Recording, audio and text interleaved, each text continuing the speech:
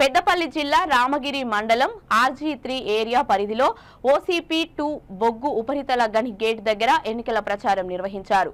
ఈ ప్రచారంలో Peddapalli parliament Congress MP అభ్యర్థి గడ్డం వంశీకృష్ణతో కలిసి మంత్రి శ్రీధర్ బాబు పాల్గొన్నారు. ఈ సందర్భంగా మంత్రి శ్రీధర్ బాబు మాట్లాడుతూ సింగరేణి కార్మికుల సొంత ఇంటి కళ నిజం చేస్తామని, కేంద్రంలో కాంగ్రెస్ ప్రభుత్వం రాగానే కార్మికుల ఇన్కమ్ ట్యాక్స్ స్లాబ్ సవరిస్తామని హామీ ఇచ్చారు. సింగరేణి పారిశ్రామిక ప్రాంతంలో పరిశ్రమలు ఏర్పాటు చేసి నిరుద్యోగులకు ఉపాధి అవకాశాలు కల్పిస్తామని గడ్డం వంశీకృష్ణకు ఓటు వేసి గెలిపించాలని కోరారు.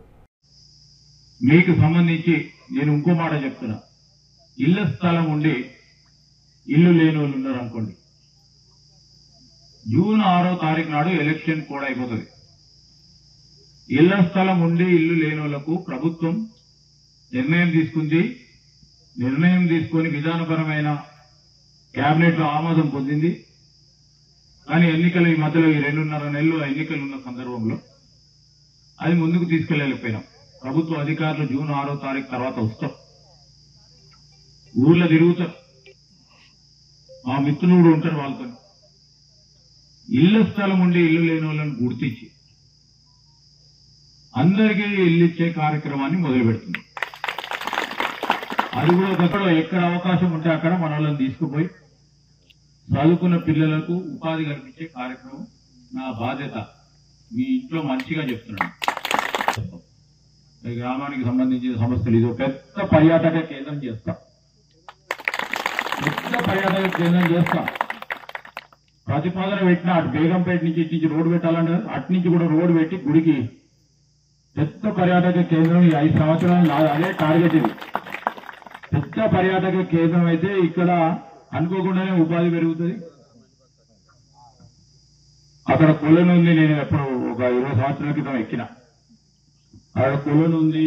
అక్కడ పెద్ద ఎత్తున పర్యాటక కేంద్రం చేయాలని మన రాష్ట్ర ప్రభుత్వానికి మనకు ఆలోచన ఉంది. పెద్ద ఎత్తున పర్యాటక కేంద్రం చేద్దాం.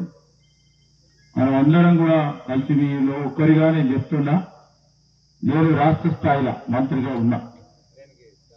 ఈరోజు మనము మొత్తం పాలసీ విధానం అంటే విధానపరమైన నిర్ణయాలు తీసుకున్నప్పుడు కొద్దిగా బిజీగా ఉంటామా.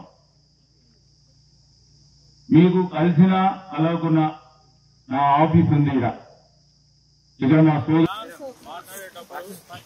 వాళ్ళతోని కార్మికులు ఉండనియండి.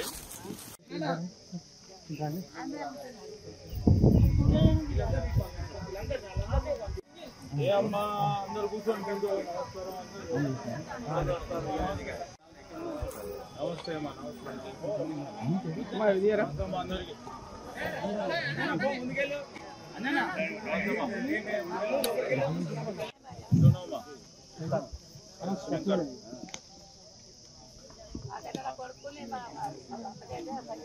అభ్యర్థి వంశీ గారికి అలాగే